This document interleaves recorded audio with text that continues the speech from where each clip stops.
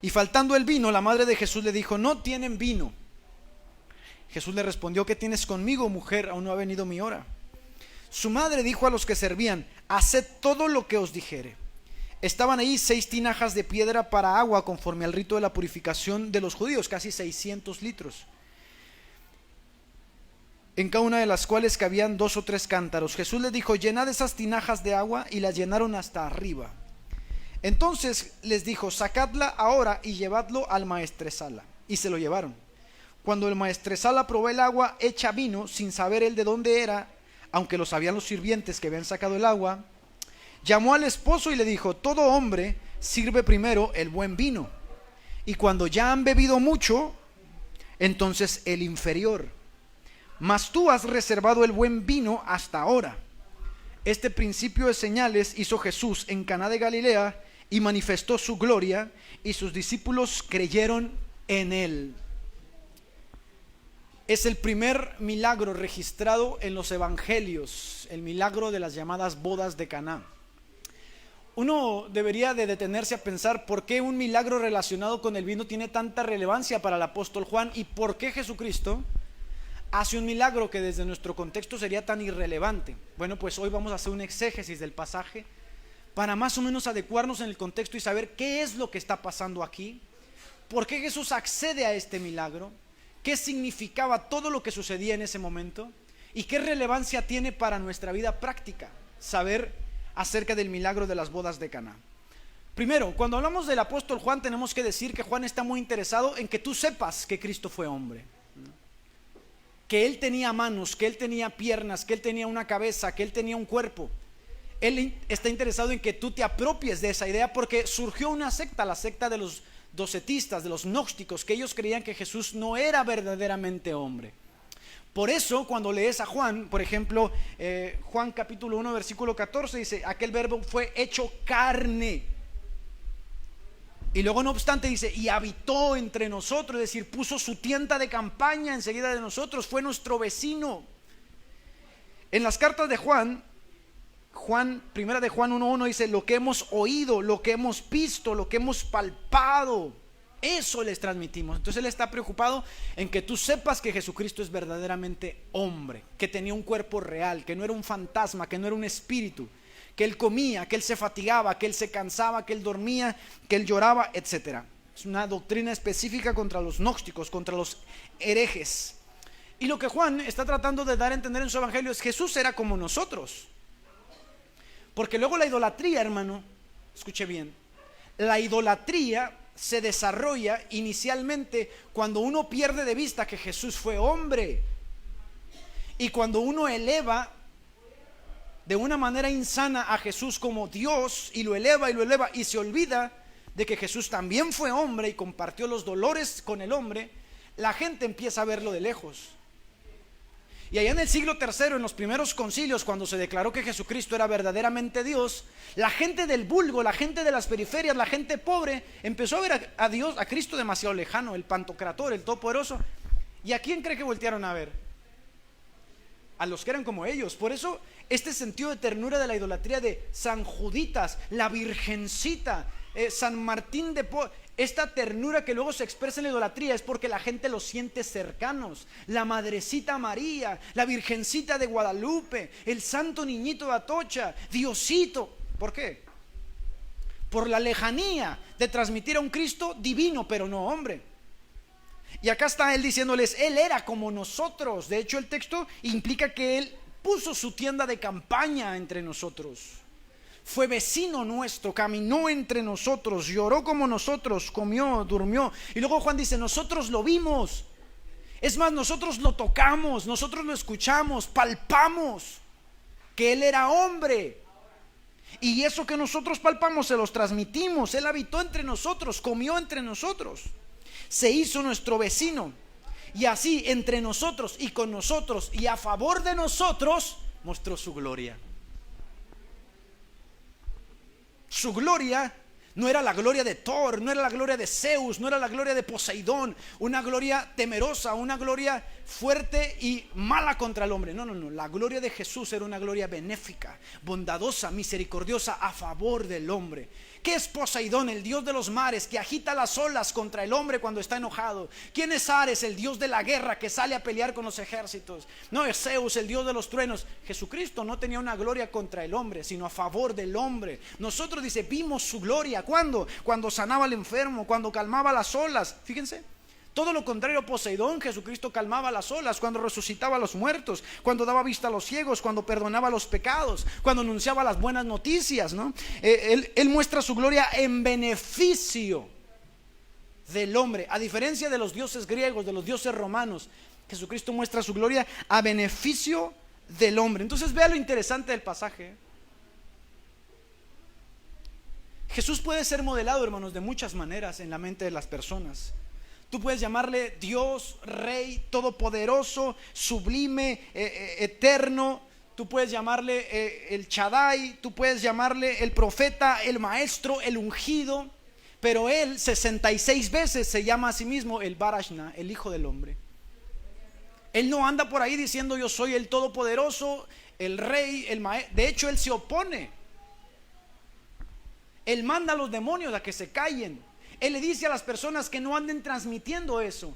Él se da a conocer como soy uno de ustedes, un hijo del hombre.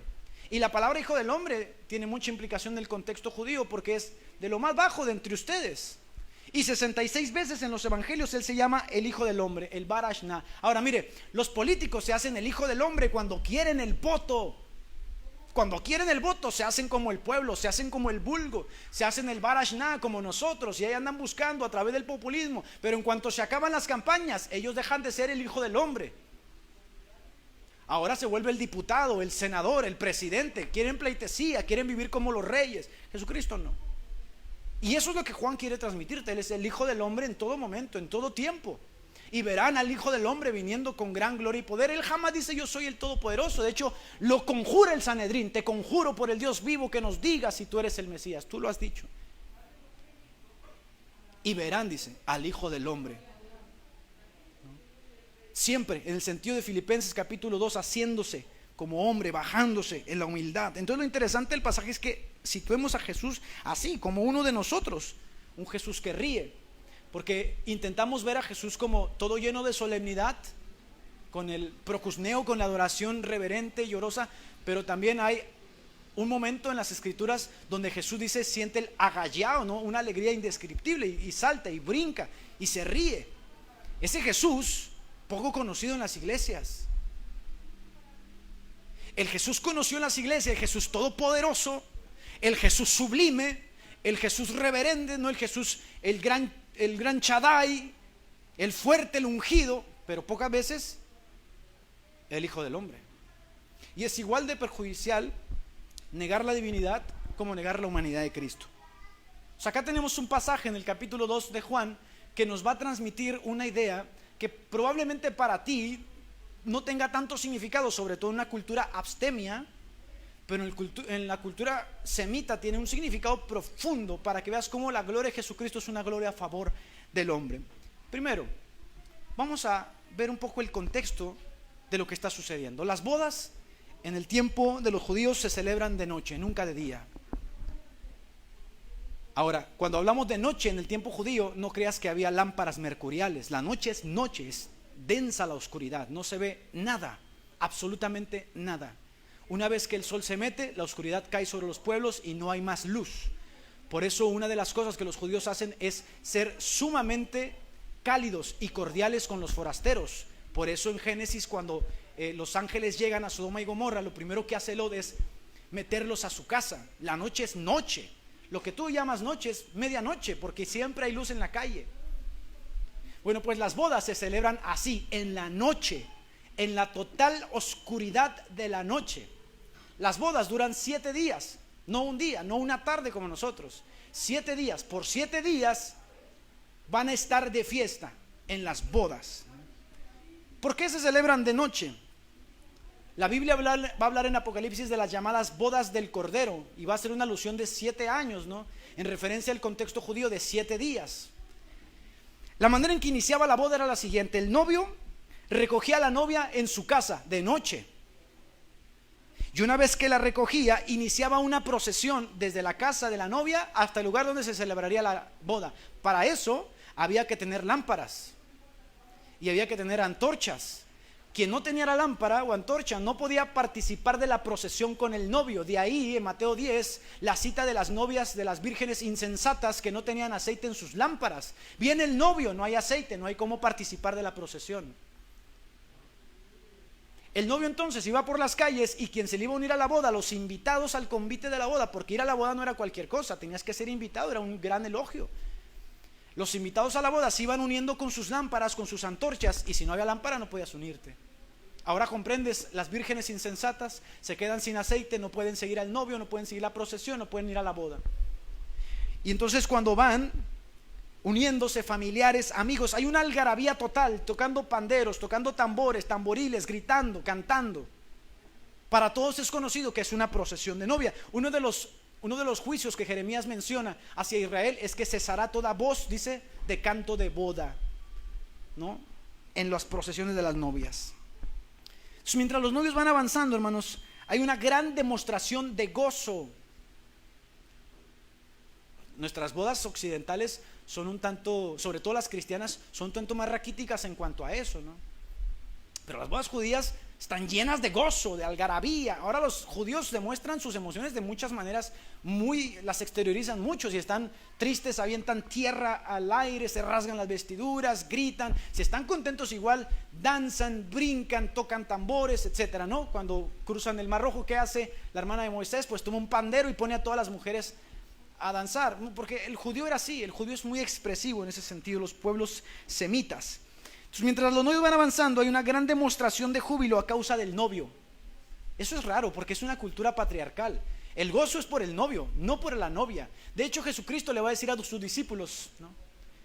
¿Tus discípulos no ayunan? Y él contesta, ¿no? Mientras el novio está con ellos, los discípulos no ayunan porque están contentos. Entonces, la algarabía que hay es a causa del novio. Están muy contentos, van gritando, ¿no? Van celebrando porque el novio se va a casar. Ahora, no es que sea un desprecio hacia la mujer, porque la mujer va a tener también su relevancia. El contexto más adelante lo voy a explicar. Ahora entendemos otro pasaje. ¿Acaso pueden ayunar los acompañantes del novio mientras el novio está con ellos? Pues no, porque se sobreentendía que en el contexto judío los amigos del novio tenían que danzar con él, gritar con él, festejar con él 7 días seguidos. 7 días, porque 7 días duraba la boda. Y por 7 días los amigos del novio compartirían totalmente la alegría, comerían, beberían, cantarían, dirían enigmas, acertijos dentro de la boda. Ahora, hermanos, es un gran honor participar en una boda. En el día de hoy las bodas se invita a todo mundo, ¿no? Hermanos, todo mundo me va a casar, todo mundo puede ir. Eso no era en el contexto judío. Ir a una boda era invitar a la crema y a la nata de la sociedad. De ahí que cuando dice que Jesús y sus discípulos fueron invitados, quiere decir que ya eran muy famosos en ese momento, y su madre junto con ellos, y tenían mucha relevancia dentro de la sociedad y sobre todo en Galilea, porque no se invitaba a cualquier pelafustán que iba pasando, véngase a mi. Ahora, las bodas en aquel entonces, la invitación se acostumbraba a hacerse una doble invitación. ¿Por qué eran tan relevantes? Por el banquete que se compartía. Porque la dieta de los judíos son granos, cebada, agua en el mejor de los casos. Y en las bodas es cuando se da un gran banquete, una comida especial. De ahí que ser invitado a una boda es un gran privilegio, porque la dieta de los judíos no es como la tuya y como la mía, que si quieres unos tacos, una hamburguesa, una comida gourmet, pues te vas al restaurante y sin problemas. Allá no, hermanos. Allá no. Por eso la relevancia de las bodas del Cordero, ¿no? Donde va a haber un banquete. Por eso la relevancia del Salmo 23, aderezas mesa, porque la comida no es como tú la concibes. Allá comer es difícil, allá no hay 3 comidas, 2 comidas. Y si sabes algún oficio de pesca, pues te aseguras los pescados, pero si no sabes oficios, te conformas con los granos, te conformas con la cebada, te conformas con el agua. Esa es la dieta del judío en el primer siglo de los palestinos. Entonces, ser invitados a las bodas es una oportunidad de agasajar a los convidados con una gran comida, con una gran bebida, con un gran banquete por 7 días. Imagínense el privilegio por 7 días, ¿no? Pero hay una doble invitación. Ellos fueron invitados, él y sus discípulos, incluida su madre, lo cual nos demuestra que en aquel entonces él era una persona muy reconocida. Pero en el contexto semita se utilizaba una doble invitación. Se invitaba una vez y se esperaba que tú rechazaras la invitación. Escuche bien eso. El rey Asuero y Amán fueron invitados por Esther a una fiesta, y cuando todo estuvo preparado, los chambelanes del rey fueron a traer la segunda invitación, porque la primera se espera que la rechaces. Otro ejemplo lo tenemos en la parábola del casamiento. El reino de los cielos es semejante a un hombre rey que hizo boda para su hijo y envió en su momento a sus siervos para que llamasen a los convidados a las bodas. La parábola de la gran era, ¿no? Un hombre hizo una grande cena y convidó a muchos, y a la hora de la cena envió a su siervo a traer a los convidados. Todo está preparado. ¿Por qué rechazaban la invitación, hermanos? Otra vez, una breve invitación y la aceptación rápida de nuestra cultura era muy mal visto en la cultura semita. Oye, te invito a mi boda, ¿vas a ir? Sí, sí voy. Eso era muy mal visto. Se esperaba que la persona, como literalmente decimos, se hiciese del rogar, porque era digna. Otra vez, cuando se invita a alguien a un banquete es porque es digno del banquete. De ahí que si la persona acepta la primera, es una persona que no tiene entendimiento de lo que se está celebrando y lo que se va a hacer. Nosotros hoy invitamos en nuestro contexto, te invito a mi boda, damos la invitación, sí, sí voy a ir. En aquel entonces no. Se esperaba, ¿no?, que se rogase. Dijo el Señor a su siervo: ve por los caminos y por los vallados y fuérzalos a entrar para que se llene mi casa. ¿Por qué? Porque se esperaba que en la segunda vez aceptases. Por ejemplo, hermano, te invito a mi boda. No, no puedo ir. Entonces yo ruego para que tú vayas. Te ruego vayas a mi boda. Y entonces él ya responde: está bien, ahí estaré. Pero la primera vez tenías que rechazarlo, ¿no? Tenías que rechazar. Esta breve invitación americanizada pues no corresponde al contexto de Medio Oriente, es poco digna para como ellos la entendían. En Oriente el invitado no debe aceptar de inmediato, sino que se espera que rechace, ¿no?, que rechace. Por ejemplo, tenemos un ejemplo, Lucas capítulo 7 versículo 36: y le rogó uno de los fariseos a Jesús que comiese con él. ¿Por qué le rogó? Porque muy probablemente el Señor rechazó la primera invitación, porque es judío, porque entiende el contexto. Entonces le ruega, porque es una persona digna. Una vez que se llega a los banquetes, lo primero que se hace es ofrecer un poco de agua para los pies, porque en aquel entonces no hay carros. Las distancias de un lugar a otro son bastante pesadas, los pies se cansan, se llenan de lodo, se llenan de tierra, y una manera de agasajar al invitado es ofrecerle un poco de agua para sus pies. Ahora, ese es un servicio que hacen los esclavos, que hacen las personas sirvientes, no cualquiera lo tenía. Imaginen ustedes lo relevante de llegar a la Santa Cena, al pináculo de donde van a celebrar, todos ver el jarrón de agua, ver la toalla, todos los discípulos con los pies sucios, y nadie se digna a lavar los pies, porque era un trabajo de los sirvientes. Así que se sientan a la mesa con los pies sucios. Las mesas no son mesas como las que tú conoces, mesas cuadradas, es una estera, hermanos, casi al nivel del piso, ellos están casi acostados. Los pies quedan, por supuesto, a un lado de las personas, los pies sucios. De ahí que fuese importante lavar los pies para dar descanso y para poder comer dignamente, una regla de urbanidad. Pero ese trabajo no lo hacen más que los sirvientes. De ahí que Jesucristo lava los pies, es muy relevante, ¿no? Toma uno de los lugares más bajos. Estas breves y concisas invitaciones no tienen sentido, hermanos, en el contexto oriental, sino que tienes que rechazar para luego ir. Entonces le rogó uno de los fariseos. En los banquetes, luego las personas que daban el banquete ponían una gota de óleo, era muy caro. Muy caro. Una gota en la cabeza de la persona que llegaba a la casa. Se le saludaba con un beso, no se acostumbra.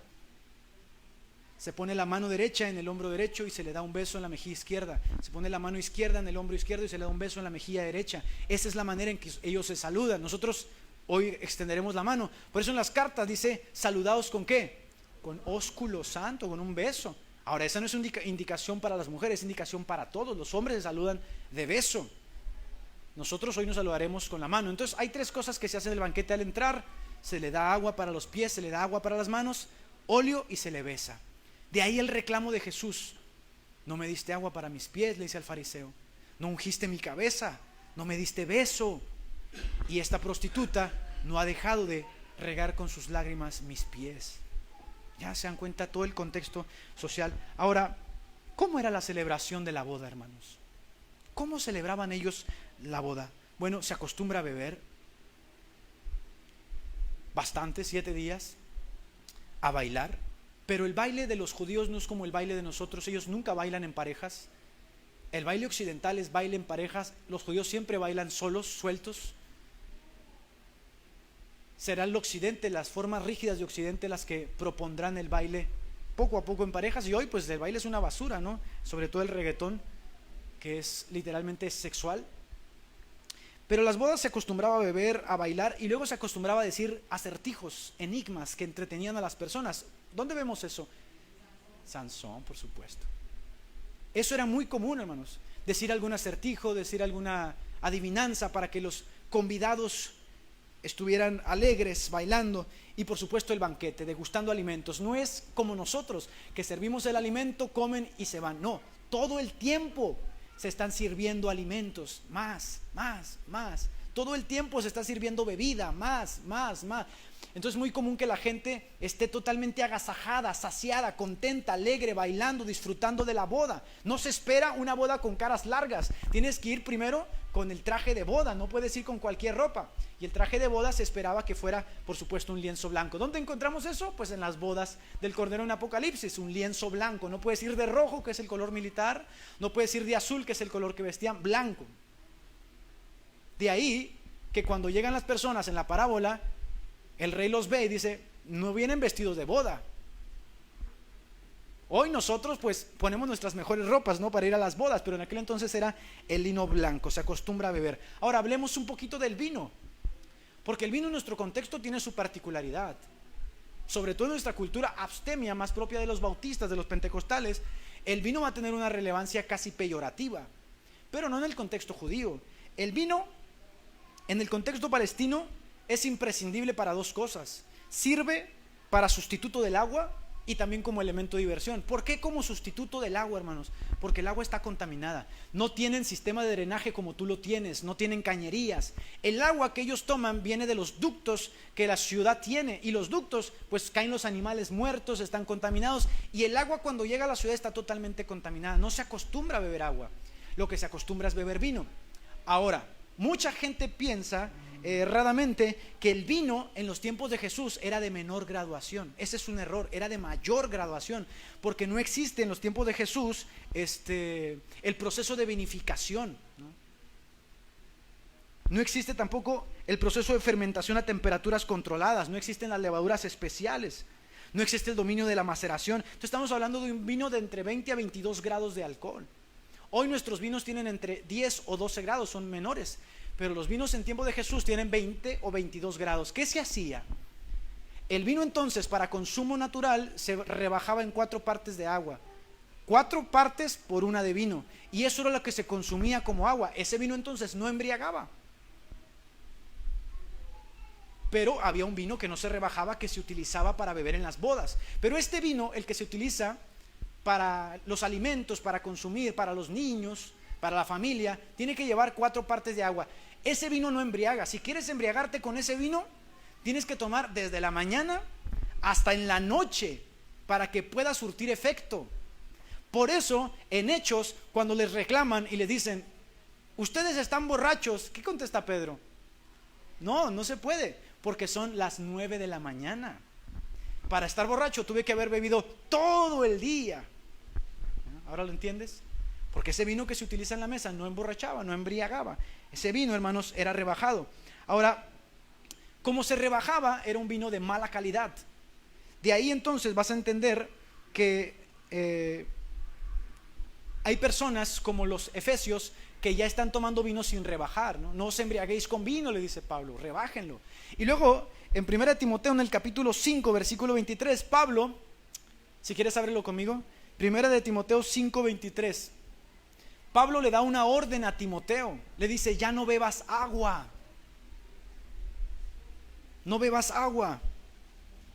¿Por qué? Porque el agua está contaminada, causa malestar estomacal, te enfermas. Sino que le da la orden que haga lo que todos hacen. Dice, sino usa un poco de vino por causa de tu estómago, y de tus frecuentes enfermedades. Porque lo normal era utilizar el vino para la comida, para los niños, para todo. El agua estaba muy, muy contaminada. Ese es el vino de uso común. Ahora, todos los judíos podían acceder a ese vino, era fácil de acceder, pero el vino sin rebajar, era difícil de acceder, hermanos. No era fácil de acceder a él. De ahí que el contexto de borrachera, como tú lo entiendes, no es el mismo contexto de borrachera como ellos lo entienden. Porque en el caso de ellos, los únicos que pueden ponerse ebrios son los ricos. El vino rebajado con agua es como ir a comprar la coca en la tienda en el día de hoy, ¿no? El vino sin fermentar es caro. De ahí que en los banquetes y en las bodas, servir el peor vino, ¿no?, el rebajado, es cuando ya la gente ha bebido todo el buen vino. El buen vino, según Plinio, es el que está fresco, ¿no? La primera fermentación de la temporada, las uvas que no tienen mucho tiempo. Ese vino es el que no da dolor de cabeza, decía Plinio el historiador. Entonces, hay que notar que en nuestro contexto cualquier persona puede ponerse borracha. Cualquier persona va a la tienda, cualquier persona va al Oxxo y puede embriagarse. En el contexto de ellos no.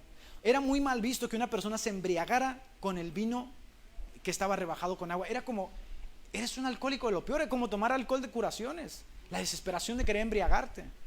Caso contrario, en los Efesios, ellos consumían vino sin rebajar y se embriagaban. No era muy común, pero sí se acostumbraba, hermanos, que el vino se utilizara en las bodas. ¿Para qué? Para embriagarse.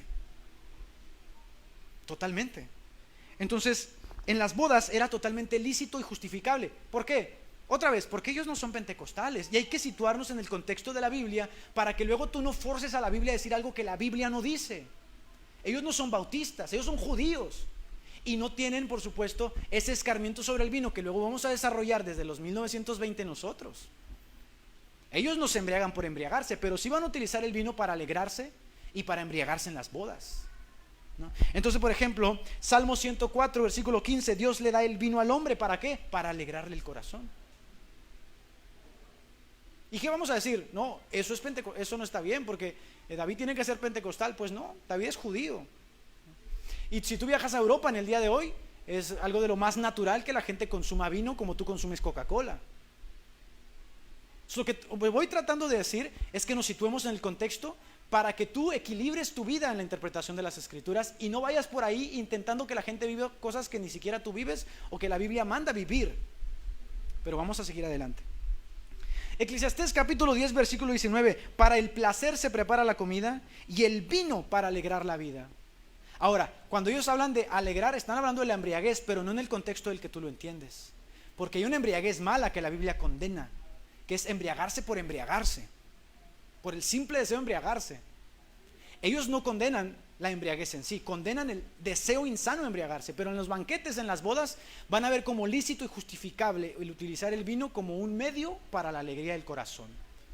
Yo sé que para nosotros es muy difícil comprender eso, porque nosotros vivimos en un contexto totalmente de borracheras, donde no solo en las bodas se pone uno borracho, sino en cualquier lugar uno puede emborracharse en el día de hoy, ¿no?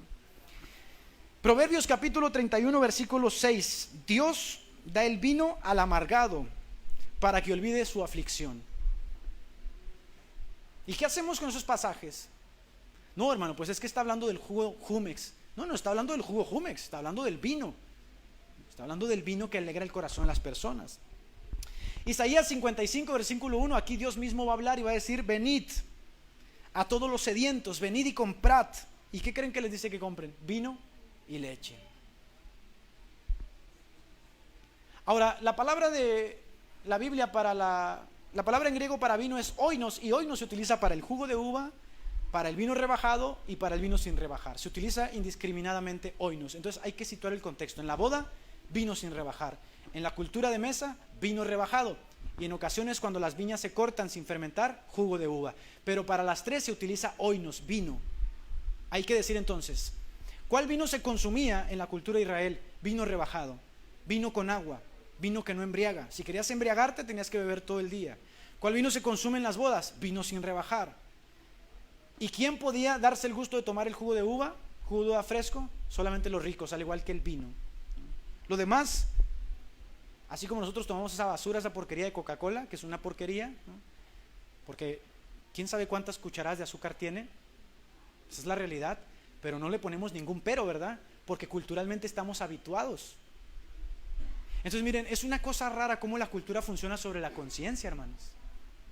Es una cosa muy rara cómo la cultura adecua a la persona en su conciencia, porque la Coca-Cola es una basura, pero le entramos bien duro a la Coca-Cola y no tenemos ningún problema porque culturalmente nuestra conciencia está educada para recibir Coca-Cola. Pero, por una extraña razón, hay iglesias que ponen un grito en el cielo si se comparte la Santa Cena con vino. ¿De dónde proviene eso? Eso proviene de un contexto, el contexto abstemio de los bautistas de 1920. En 1920, todo Estados Unidos tiene un fuerte debate hacia el uso del alcohol, pero no cualquier alcohol, porque en ese momento se acaban de descubrir los destilados. ¿Qué son los destilados, hermanos? Ya no es vino de mesa. Los destilados es el whisky, los destilados es el tequila, los destilados es el brandy, los destilados es el ron, y los destilados tienen entre 40 y 45 grados de alcohol. Entonces la gente empezó a consumir destilados y se hizo un desastre en la cultura americana en los 1920. Entonces se llevó al debate al Senado y se votó y se estableció la llamada ley seca. Se prohibió el uso del vino en todas partes, incluido las iglesias. Y las iglesias, como en aquel entonces la denominación más fuerte es los bautistas, dijeron, ¿y qué vamos a hacer para sustituir el vino de mesa? Y aquí surge un empresario muy famoso que tú vas a encontrar en internet, se llamaba Welch. De hecho, si ustedes conocen el contexto de Estados Unidos, en algún momento pueden en algún Walmart comprar el jugo Welch, porque este empresario tan astuto dijo, sustituimos el vino por jugo, como lo sustituimos hoy por el Jumex, ¿no?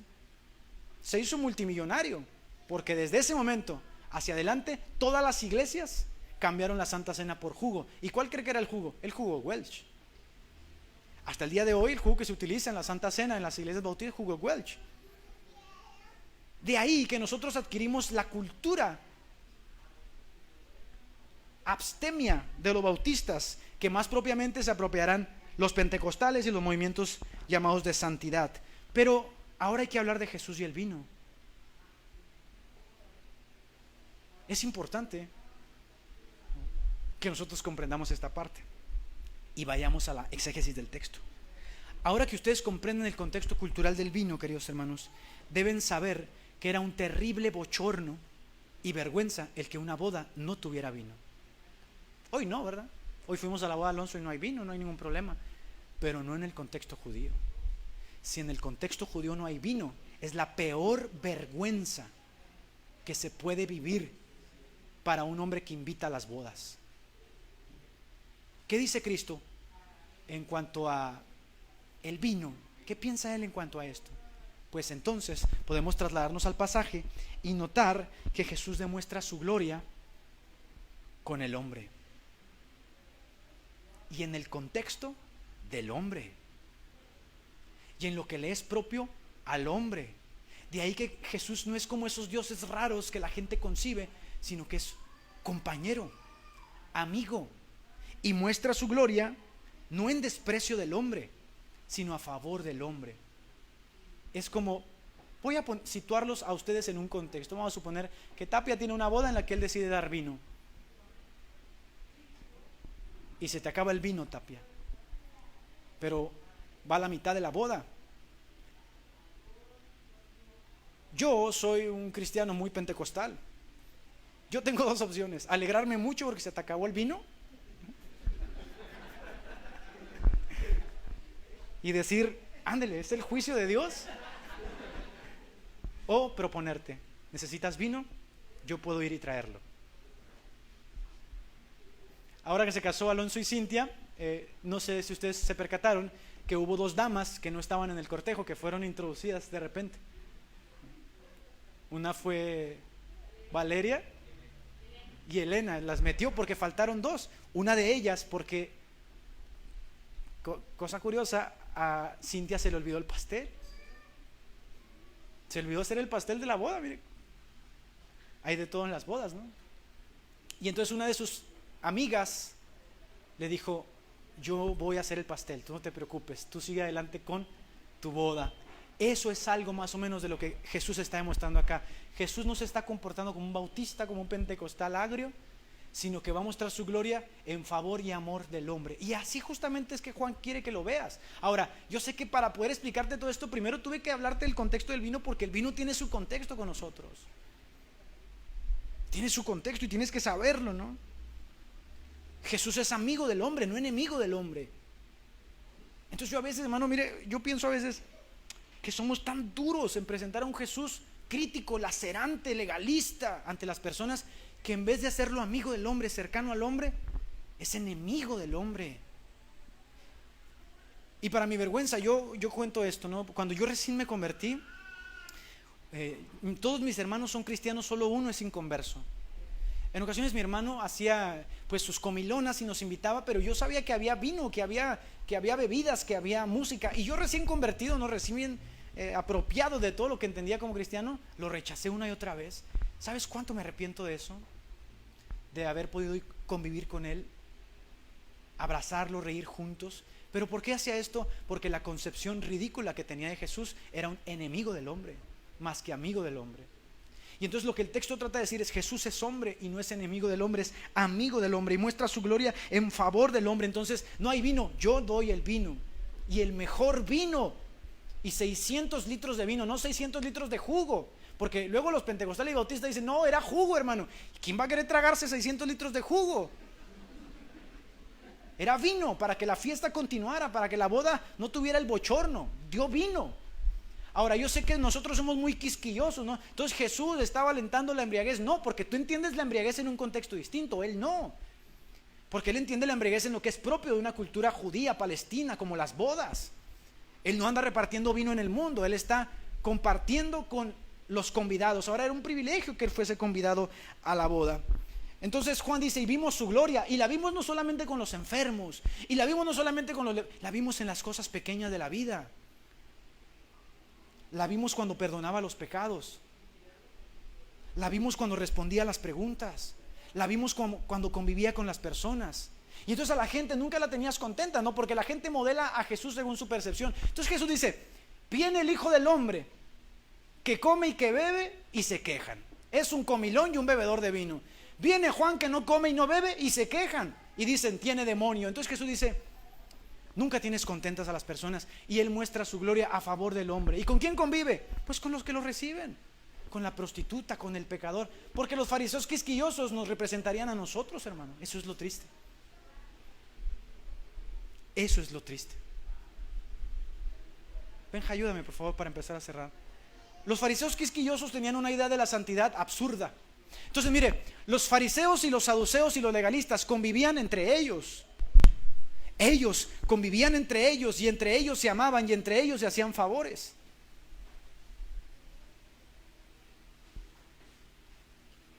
Y cuando ayunaban, la tradición dice en el Talmud que se pintaban la cara de blanco para que todos vieran que ayunaban, que eran santos, que eran superiores. Viene este hombre, come, bebe y comparte con los pecadores, y para ellos es un gran problema. ¿Tienes amigos pecadores? Como diría cualquier legalista de nosotros: a ver, ¿tú le hablas a los pecadores? ¿Tú convives con ellos? ¿Tú tienes amigos que dicen disparates? O sea, ¿tú tienes amigos que no son cristianos? ¿Convives con ellos? Así pensarían los fariseos, porque así le dijeron a Jesús: si fueses profeta, sabrías que esta es una prostituta. ¿Tú dejas que las prostitutas se acerquen? Incluso los apóstoles le reclaman: corre a esa mujer, ¿no? Porque la mujer no tiene esa relevancia en el contexto judío que tiene con nosotros. Córrela, Señor.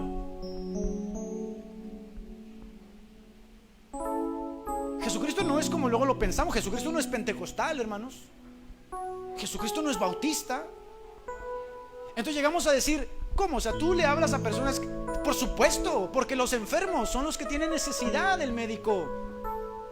Y Jesucristo entonces dice: cuando hagáis banquete, convidáis a los que no pueden pagarte. Porque eso era toda una revolución en el pensamiento, hermano. Una revolución tremenda. Entonces el primer milagro a lo mejor no es relevante para ti, pero es muy relevante en el contexto judío, porque una de las cosas más vergonzosas es quedarse sin vino en la boda. Más que ponerse de quisquilloso, era vino, no. Hermano, ve el contexto, ve la gloria en honor, en amor al hombre. ¿Qué necesidad tiene este palestino de proveerles vino a esos personajes? Ve cómo manifiesta su gloria y cómo la manifiesta, en el sentido de que después que han bebido el vino, el maestresala dice: este es el mejor vino. Él hace las cosas bien, Él se hermana con el hombre. Por eso Él se llama el Hijo del Hombre. Tú puedes decir que Él era el Todopoderoso, el Mesías, el Shaddai, el ungido, pero Él prefiere llamarse el Hijo del Hombre, el amigo del hombre. Y el primer milagro es en pos del hombre. ¿Y cómo es? Con vino. Ahora, no sé si ustedes notaron que la semana pasada nosotros, o antepasada, tomamos la Santa Cena con vino. ¿Por qué hicimos eso? Bueno, porque una de las cosas que los pastores deben hacer es ayudar a equilibrar la conciencia de los miembros, para que la debilidad no sea el parteaguas normal. Así como yo también los alentaría: convivan con sus amigos inconversos, platiquen con ellos, rían con ellos, porque eso haría Jesús. Y también los alentaría, y si los invitan a una boda donde hay baile, donde hay vino, vayan y convivan, y no tengan esas ideas raras de que se van a contaminar, porque esas ideas raras tenían los fariseos. Y Jesucristo dice: nada de lo que entra por la boca del hombre contamina al hombre.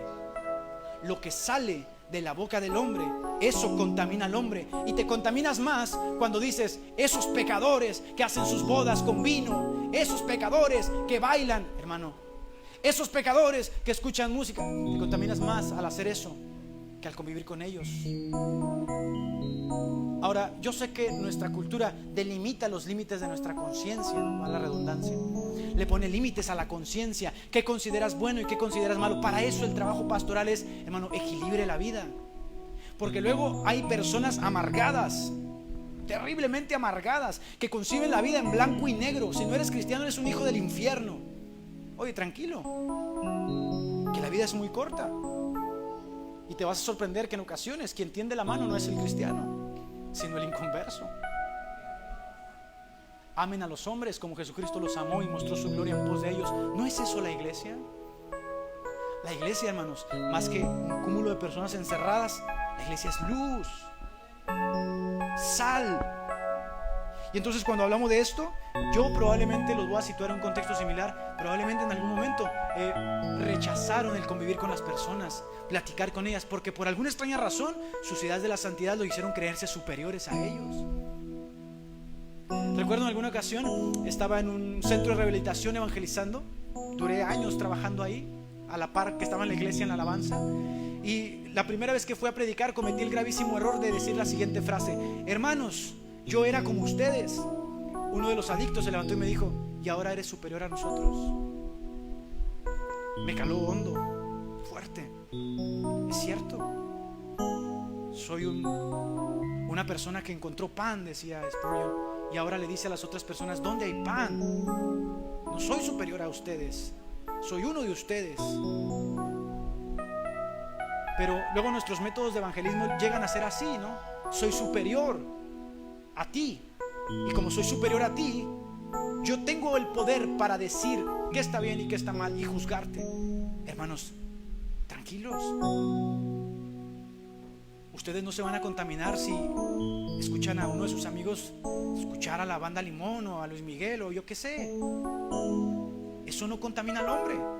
Se van a contaminar si del corazón del hombre salen cosas malas, porque Cristo dijo: del mal tesoro del corazón salen cosas malas. Y es del corazón de donde surgen las envidias, los homicidios, las críticas, los odios. Recapitulando, no hay una prohibición explícita en la Biblia al uso del vino. Hay una prohibición a la embriaguez. Si conocen algún cristiano que usa del vino para comer o disfruta del vino por el simple poder que tiene para degustarlo, hermanos, no se sientan con la autoridad de decirle algo, porque la Biblia no prohíbe el uso del vino. No vayan a cometer el error de apuntar con un dedo y señalarse con tres. Si ustedes han de vivir algún voto nazareno, hermanos, vivan su voto nazareno. pero no han de creer que todos somos nazarenos. El nazareno no tocaba navaja a su pelo, nunca estaba frente a un muerto y no consumía ni una gota de vino, pero ese era un voto. Si ustedes deciden vivir un voto abstemio de nunca tocar una gota de alcohol, aunque ya la tocaron la semana antepasada con la Santa Cena, así que ya no pueden hacerlo, o por lo menos lo rompieron. Pero si ustedes decidieran hacerlo, hermanos, tienen todo mi respeto. Respetaré totalmente sus decisiones culturales. Si ustedes quieren beberse 5 litros de Coca-Cola, aunque los va a perjudicar muchísimo, yo voy a respetar eso porque es una cuestión cultural. Habrá algún médico y algún persona de la salud que los va a regañar. Yo como pastor me abstendré de eso. Pero si alguno de ustedes decide comer con vino, degustar del vino sin llegar a la embriaguez, yo no los voy a condenar. ¿Por qué? Porque la idea es equilibrar la conciencia y degustar de la vida. Como no les voy a condenar si ustedes prefieren comer carne o comer verduras, ¿no? Es el asunto de Romanos. Voy a respetarlos a todos, pero el asunto aquí es que no vamos a dirigir la iglesia por la debilidad de las personas, sino que a la par, lo señalo, de ofrecer la Santa Cena con vino, si alguno de ustedes se acerca conmigo y me dice: hermano, prefiero el jugo de uva, yo le ofrezco jugo de uva. Pero si todos ustedes están de acuerdo en que la Santa Cena se celebre con vino, celebramos con vino. La semana del 16 de septiembre aquí tuvimos música regional mexicana y disfrutamos un momento. Ninguno de ustedes se le metió ningún demonio, ¿verdad? Y pusimos música de Luis Miguel, música ranchera, música vernácula, música propia del momento, y ninguno de ustedes pecó. Ahora, si alguno de ustedes, hermanos, tiene la conciencia débil y dice: hermano, es que para mí siempre ha sido pecado, acérquese conmigo, porque lo propio no es que usted viva en debilidad de conciencia, sino que vaya formando la conciencia conforme a los parámetros de la Biblia. Entonces, hermano, si alguno de ustedes quiere participar de la cena del Señor con jugo, yo le doy jugo. Pero yo quisiera que siguiésemos avanzando, que nuestro cristianismo no fuese un cristianismo recalcitrante, legalista, y sobre todo los motivo a que si tienen familia inconversa, pasen tiempo con ellos. Pasen tiempo con ellos. Yo recibí un mensaje ayer, ya con esto culmino, y me marcó bastante. El mensaje es uno de mis mejores amigos. Su padre es inconverso. Escuche bien este testimonio. Su padre es inconverso y él creció en una iglesia pentecostal, y siempre le dijeron que los inconversos van al infierno. Y por supuesto, aunque es un dogma teológico, ¿no? Nosotros creemos en el infierno. Él creció con la idea: mi padre va a ir al infierno, mi padre es indigno de todo lo que es bueno. Entonces él dice que en ocasiones su padre se sentaba en la casa después de llegar del trabajo cansado, 8 horas para sostener el hogar, trabajando duro para darles estudios. Se sentaba en la casa y invitaba a su hijo: hijo, ven, tomémonos una cerveza para ver el partido de fútbol. Pagano, eso es pecado, te vas a ir al infierno. Y él dice: recuerdo a mi padre sentado muchas veces solo en el sillón. Escuche bien esto. Con el tiempo empecé a reflexionar que familia solo hay una, y que las cosas que valen con el tiempo van pasando, hermano, y después reflexionas. Hoy, dijo, hay conciertos, campamentos y tantas cosas en la iglesia, pero cuánto yo anhelo pasar una tarde con mi viejo y tomar un trago con él. ¿Cómo llega uno a esas concepciones? Rechazando, hermanos, las cosas que a uno a veces le da valor. Para ti probablemente sea de mucho valor el decir: yo no tomo. Wow, qué espiritual, Jesús sí tomaba. Yo no bailo. Wow, Jesús bailaba, era judío y danzaba. Yo no voy a fiestas de paganos. Jesús iba. Yo no convivo con pecadores. Jesús convivía. Tu Jesús es muy diferente al Jesús de la Biblia. Y recuerdo la frase de Gandhi.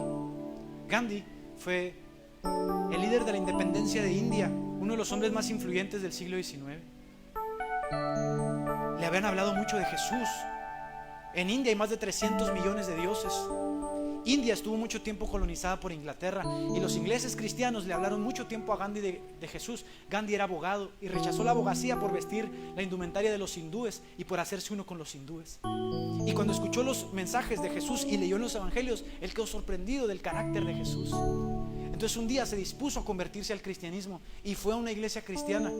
Fue con su indumentaria, lo que sería casi vestido como un tarahumara, como una etnia. Los gentlemen, ¿no? Los Los caballeros ingleses pues gustan del buen vestir, y cuando vieron a Gandhi entrar lo vieron mal, dijeron: Señor, siéntese en la parte de atrás, por favor. Gandhi salió de ahí y dijo la siguiente frase: me gusta el Cristo de la Biblia, no me gusta el Cristo de los cristianos. Los cristianos no se parecen nada a su Cristo. Pudo haber evangelizado a India y lo perdimos. ¿Por qué? Por una reverenda tontería. Y entonces yo pregunto, hermanos, ¿cuánta gente pudimos haber ganado simplemente con convivir con ellos, con platicar con ellos, con escucharlos, con reír con ellos y llorar en el momento que ellos lloraban? ¿Y cuántas veces hemos creído que nosotros los ganaremos con ese sentido de superioridad de: yo soy superior a ti porque yo no tomo, yo no fumo y yo no bailo, yo no escucho a Luis Miguel ni a la Banda del Recodo? Para meditar, ¿no? Por eso Juan capítulo 2 dice: y este principio de milagros hizo Jesús en unas bodas en Caná con el hombre y con el vino. Y la invitación es: sean como Jesús. Más que pentecostales, bautistas, metodistas, sean como Jesús. Amen al hombre, coman con el hombre, convivan con el hombre, porque como decía Pablo en Hechos, todos procedemos de un mismo linaje. Y si Jesucristo no tiene ningún problema en llamarse el Bar Ashna, el Hijo del Hombre, el hermano del hombre, ¿quiénes somos nosotros para decir: yo voy al cielo y tú vas al infierno? Hermano, si va a hacer eso, hágalo en el trayecto del convivio con el hombre. Eres un mentiroso, vas al infierno. Has roto la ley de Dios, vas al infierno. Yo sé que en ocasiones nuestros métodos tienen una buena intención, pero no es mejor decir: aquí estoy, soy tu amigo. ¿Han visto la película de Hasta el último hombre? ¿Y cómo se ganó el respeto ese muchacho? En ayuda del hombre y salvando al hombre. Sean como Jesús, hermanos, y convivan con el hombre. Tengo muchos amigos que dicen muchos disparates, malas palabras. Yo me río con ellos, ¿no? Convivo con ellos. En ocasiones de mucha necesidad me hablan, a veces lloran conmigo, me buscan. Tengo amigos que son muy alcohólicos. Mi hermano gusta mucho de la bebida. Convivo con él, sonrío, río, lo disfruto. Probablemente mañana no lo tenga. Ahora, ¿puedes hacer tú el trabajo del Espíritu Santo? ¿Puedes hacer tú ese trabajo? Convivan con el hombre, hermanos, y harán mucho más fruto que todos los bibliazos que le puedan dar a la gente en la cabeza. Convivan, rían, disfruten, que la vida dura muy poco. Y cuando menos piensas, la vida se te fue. Si tienen un esposo inconverso y tienen una mamá inconversa, convivan con ellos, disfruten, siéntense, vean un partido, rían, porque la vida dura poco, hermanos. Pónganse de pie en esta hora.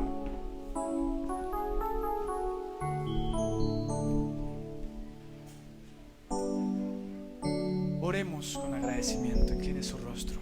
Pongo nuestras vidas en tus manos. Ayúdanos a crecer, Señor, a madurar, a ser sabios. Que nuestros dogmas y nuestros votos personales no destruyan nuestra visión de la vida, no destruyan nuestra personalidad. Que nos permitan, Señor, tener en relevancia lo que es verdaderamente relevante: el amor, la misericordia, la bondad, el compañerismo, la unidad. Ayúdanos a crecer y a madurar, Señor. Ayúdanos, Señor, a poder convivir con aquellos que necesitan la compañía, la risa, el abrazo. Y ayúdanos a ser más Padre como tu Hijo Jesús, el Hijo del Hombre. Te agradecemos en esta tarde, Padre bendito, en Cristo Jesús, Señor y Salvador nuestro. Amén y gracias. Amén.